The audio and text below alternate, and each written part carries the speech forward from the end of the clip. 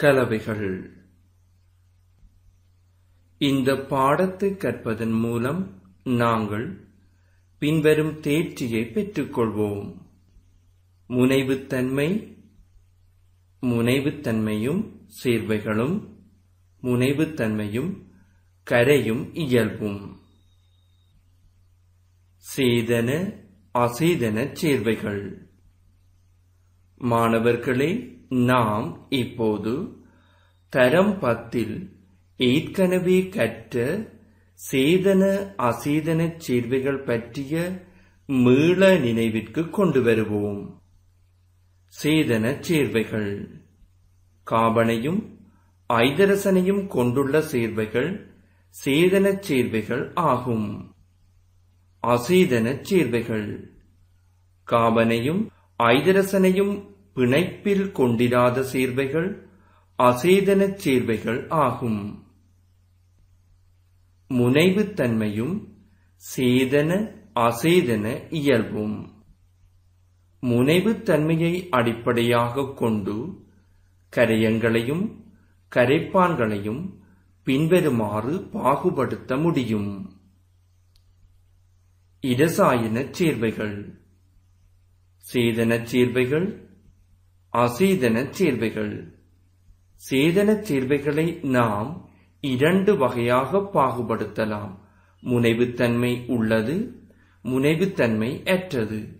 அவ்வாறே அசேதன சேர்வைகளையும் நாம் 2 வகையாக பாகுபடுத்த முடியும்.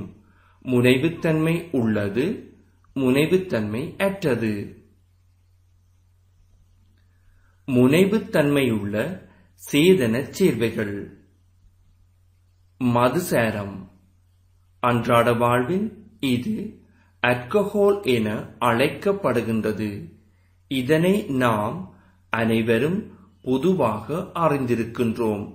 ஆய்வுக்கூடங்களிலும் மதுபான விற்பனை நிலையங்களிலும் மதுசாரம் பயன்படுத்தப்படுகின்றது.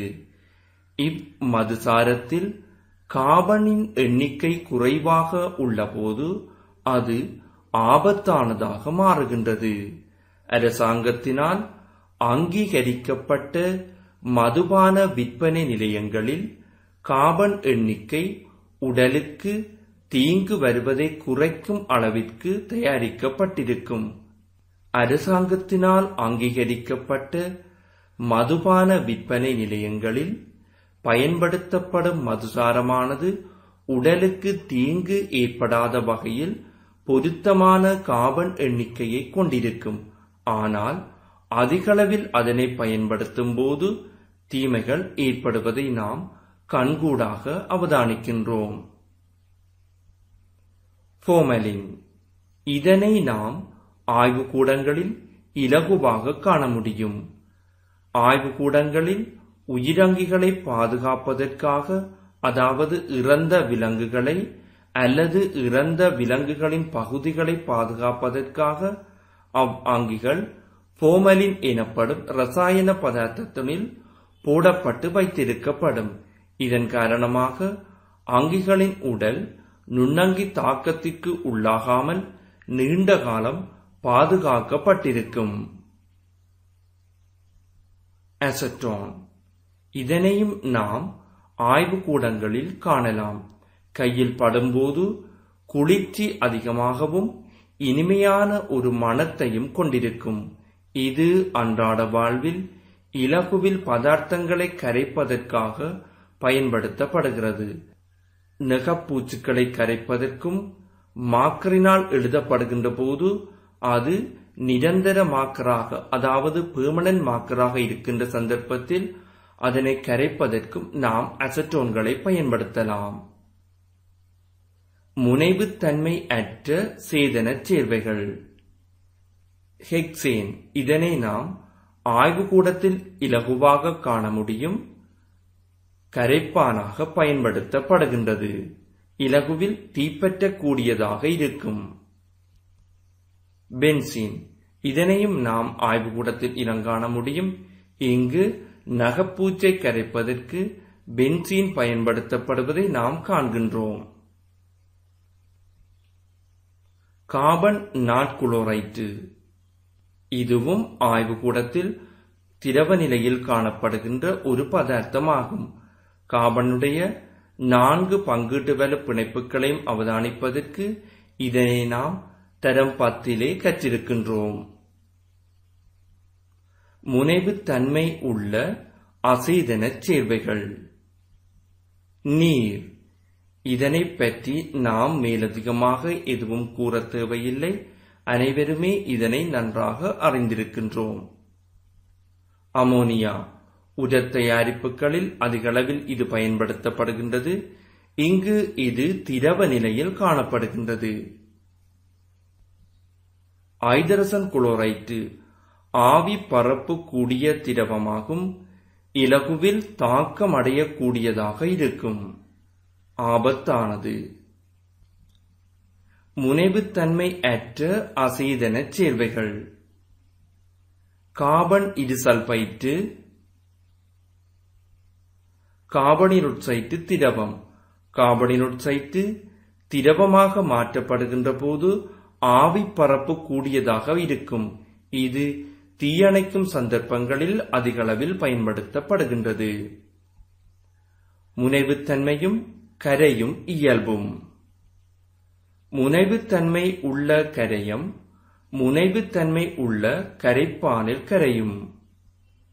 உதாரணம்: எதனால், நீர். எதனோலானது நீரில் நன்றாக கரையக்கூடியதாக இருக்கும். மதுபான விற்பனை நிலையங்களிலும் இன்று நாளாந்தம் நாம் அவதானிக்கும் சினிமா படங்களிலும் மதுசாரத்துடன் நீர் கலக்கப்பட்டு அருந்துவதை நாம் காண்கின்றோம். முனைவுத்தன்மையுள்ள கரையம் முனைவுத்தன்மையுள்ள கரைப்பானில் கரையும். அமோனியா, நீர்.